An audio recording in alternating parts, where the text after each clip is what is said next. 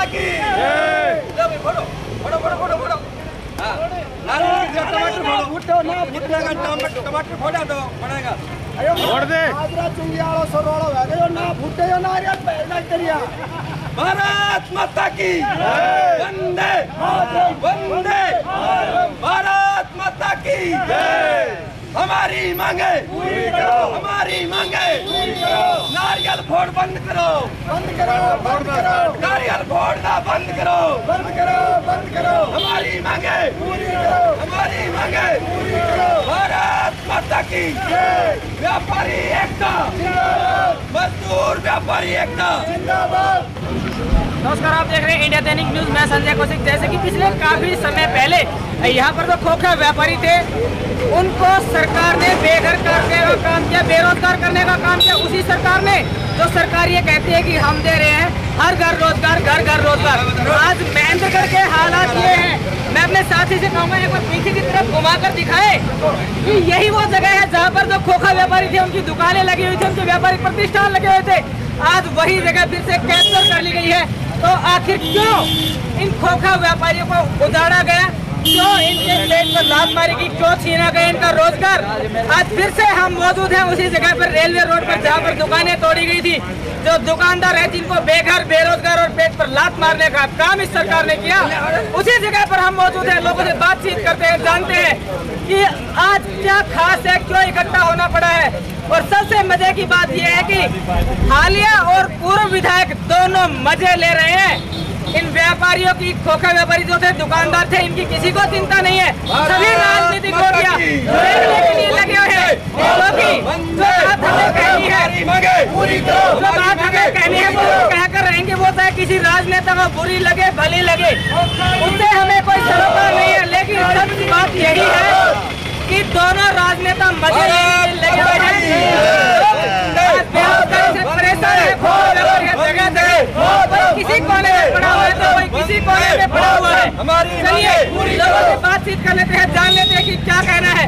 और खास करके यहाँ एक शेर और बब्बर शेर दोनों के बारे में विशेषकर बात करेंगे, क्योंकि दोनों अपने आप को कद्दावर नेता बताते हैं, महेंद्रगढ़ का हितैषी बताते हैं। कोई जरूरत नहीं है ऐसे हितैषियों की जो पेट पर लात मारने का काम करे, रोजगार छीनने का काम करे और ऊपर से इन लोगों की आवाजें उठाए बिना। चलिए लोगों से बातचीत करते हैं। भाई नमस्कार। नमस्कार जी। देखिए यहाँ पर हम यही कहेंगे कि दो ऐसे नेता हैं जो कहते हैं कि हाँ हम हैं महेंद्रगढ़ की जनता के हितैषी, जबकि वो असल में अपनी संतान के हितैषी है। देखिए वो हितैषी कैसे हो सकते हैं? एक का नाम शेर, दूसरे का बब्बर शेर। अरे आखिर है तो जानवर, और जानवर हितैषी कैसे हो सकता है? वो भी जंगली जानवर, गाय हो, नंदी हो या और कोई पालतू जानवर हो, वो भी हमारे लिए फायदेमंद होता है। शेर बब्बर शेर हमारे लिए फायदेमंद नहीं हो सकता। ये तो मांस की तरह से इस जनता का खून पी रहे हैं यहाँ पर। तो ये शेर बब्बर शेर तो यहाँ पर कोई काम करने वाले हैं नहीं, ये तो निकम्मे घोषित हो चुके हैं। आप कैसे इनको सेवक कह सकते हैं? यहाँ पर इनका कोई लेना देना नहीं है, इनका जनाजा निकलने वाला आने वाले समय में। महेंद्रगढ़ के एक जन सेवक ने कुछ समय पहले एक बयान दिया था मीडिया में कि इन लोगों के घरों में नारियल के कट्टे रखे हैं, उठाते हैं और फोड़ देते हैं, जबकि असल सच्चाई ये है कि ग्राउंड लेवल पर कुछ भी नहीं होता है। देखिए ये जो आप कह रहे हो कि किसी ने ये बयान दिया था, वो बयान भी मैंने ही दिया था। इस जनता को, महेंद्रगढ़ क्षेत्र की जनता को मैंने ही बताया था, अरे भैया आपने तो नारियल महंगे कर दिए यहाँ पे महेंद्रगढ़ के। आप गली में कहीं भी जाते हैं, बापू बेटा नारियल फोड़ देता है और बाद में वो काम ही नहीं होता। ऐसा क्या कारण है? उस नारियल का दोष है या तुम्हारी नीयत में खोट है या तुम्हारी सरकार में नहीं चलती? तुम क्यों ड्रामा कर रहे हो? और इसीलिए वो बब्बर शेर जो काले बाल कर दाढ़ी रंग कर आते हैं, गुड़गांव में रहने वाले, वो बब्बर शेर भी ऐसे है। 5 साल बीते जाते हैं, 4.5 साल वो कोई जनता की बात नहीं रखते, इसलिए वो बब्बर शेर भी निष्क्रिय है और शेर तो है ही है। इसलिए दोनों निकम्मे घोषित हो चुके हैं। सुना था, लेकिन टमाटर फोड़ने का अभियान और पहली झलक आज महेंद्रगढ़ में देखने को मिली, इसका मकसद क्या? देखिए शायद उनको थोड़ी बहुत शर्म आ जाए कि जनता को जैसे गंगा देवी पाने पे नारियल फोड़ा, काम वैसा पड़ा है। वह अपने माजरा टूंगी पर जैसे लोग जिस तरीके से पीड़ित है, शहर को जोड़ने वाले वैसा ही पड़ा है।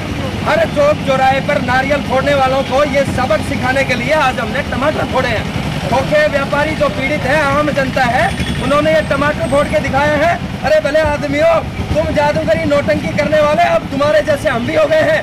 तुम्हारे को ये दिखाने के लिए हमने टमाटर फोड़े हैं। शायद इन टमाटर फोड़ने से ये जो 29 खोखे हैं यहाँ पर लग जाए, या इनकी कहीं दूसरे एवज में जगह मिल जाए। मैं एक बात कहना चाहता हूँ, क्या सौंदर्यीकरण हो गया? ये रोड तो टूटे पड़े हैं और ये रेडियां लगी हुई है। अरे इनका तो 10 बाई 10 का भी खोखा, गलत कह रहे हो। 10 बाई 10 का रिफ्लेक्टर देखो, वो देखो रिफ्लेक्टर, आप झूठ बोल रहे हो।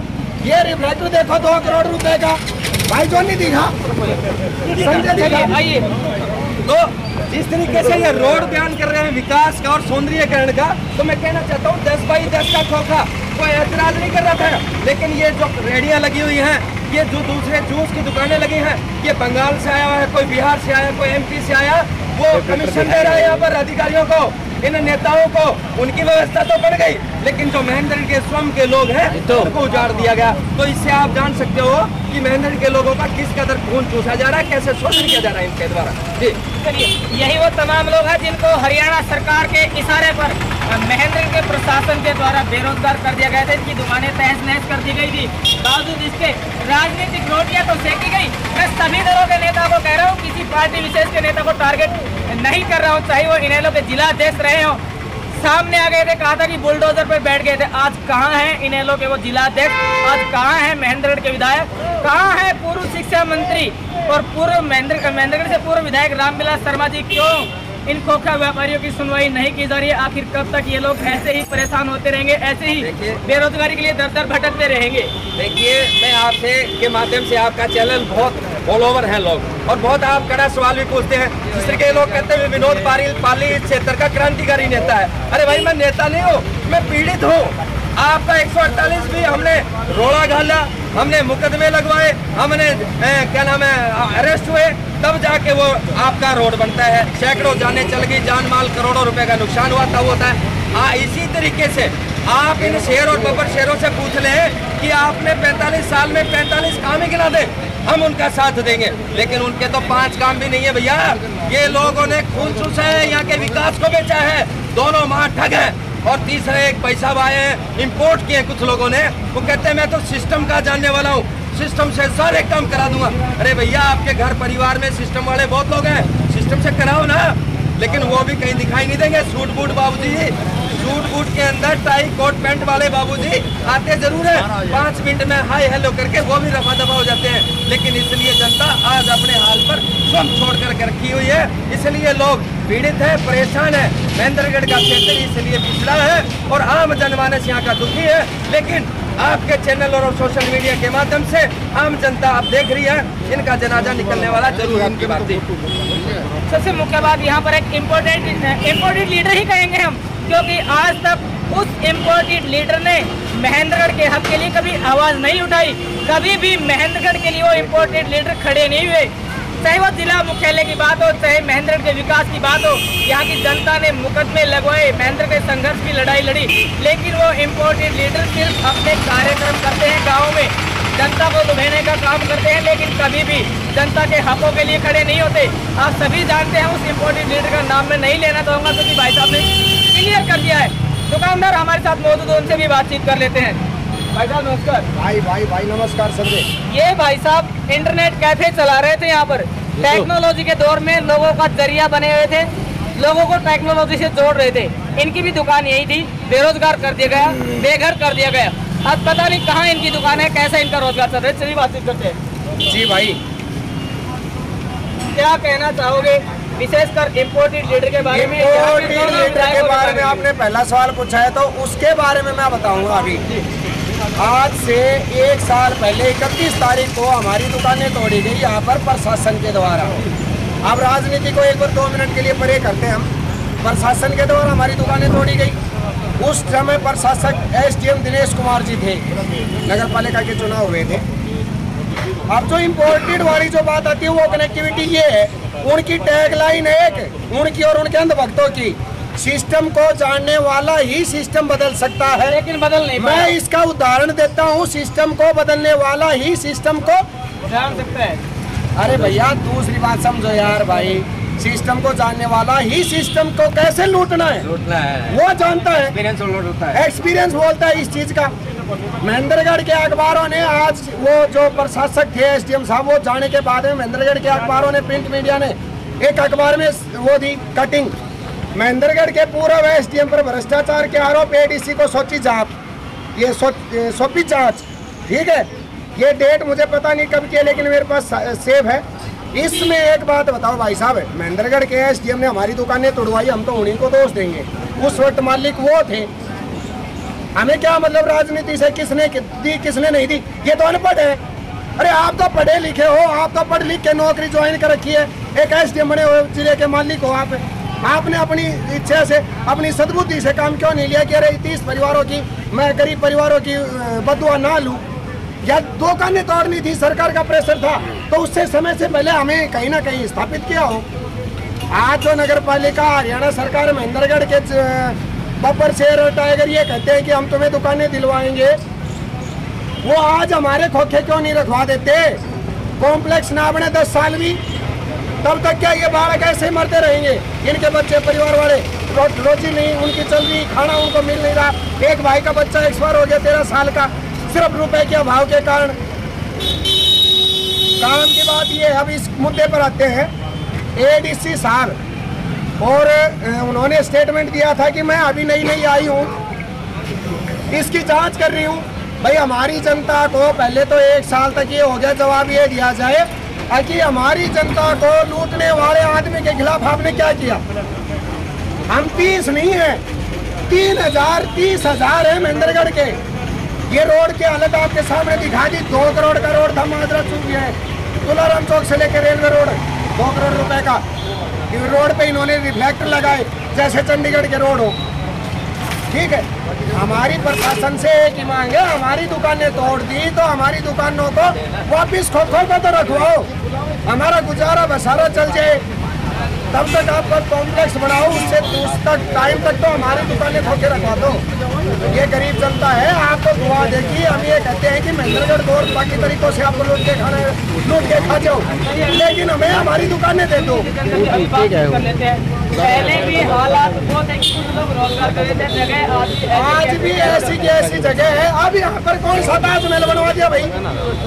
अभी भी तो यहाँ पर वो पूरा का पूरा इन्होंने दबाया हुआ है, कब्जा किया हुआ है, उससे भी ज्यादा। अब यहाँ पर जाम नहीं लगता, अब एम्बुलेंस को कैसे रास्ता मिल जाता है। अब रोड टूटे नहीं पड़े इनके, हमारी दुकानें तोड़वा के इनको कुछ ज्यादा शांति मिलेगी क्या? हमारी दुकानें वापस दो, हमें नहीं पता तुम कैसे दोगे। ये कोई चौधरी देवीलाल नहीं है कि जिसने बुजुर्गों के सम्मान के लिए एक बात बोली थी। मेरे बड़े बुजुर्ग बताते हैं बुढ़ापा पेंशन शुरू, प्रशासन ये बोला उस वक्त कि जी कैसे करें, बोला मुझे नहीं पता कैसे करो। तो वही बात है, हम हमारे नेता तब मानेंगे इनको जब ये शब्द लिख दे 30 दुकानदारों को दुकानें दी जाती हैं, नीचे उस विधायक का या मंत्री का नाम लिखा जाए, खट्टर का नाम लिखा जाए, प्रशासन जाने जिसने तोड़ी उसने आगे वो कहाँ देता है, तब पता चलेगा कि हमारे हितैषी हैं। चलिए, हमारे साथ लोग मौजूद रहे और आज हम मौजूद रहे महेंद्रगढ़ के रेलवे रोड पर, उस जगह पर जहाँ पर कुछ दुकानदार थे, खोखा व्यापारी थे, उनकी दुकानें तोड़ी गई थी। तो भाई यहाँ के जो इम्पोर्टेड लीडर हैं, यहाँ के हालिया विधायक है, पूर्व विधायक है, सभी से कहना चाहूँगा जनता के साथ जुड़िए, जनता का यूज मत कीजिए। अगर आप वोट बैंक की राजनीति करना चाहते हैं तो जरूरत नहीं है आपकी महेंद्रगढ़ की जनता, क्योंकि काफी हो चुका, अब जनता भी अवेयर हो चुकी है। तो इन लोगों को रोजगार इनको वापस दिलवाया जाए, तो दुकानें इनको वापस यहाँ पर स्थापित करवाया जाए। खबर को ज्यादा से ज्यादा शेयर करें और विशेषकर इम्पोर्टेड लीडर, पूर्व विधायक और हालिया विधायक तक इस आवाज को अवश्य पहुंचाएं। आप देखते रहिए आपका अपना न्यूज चैनल इंडिया दैनिक न्यूज। जय हिंद, जय भारत, जय हरियाणा।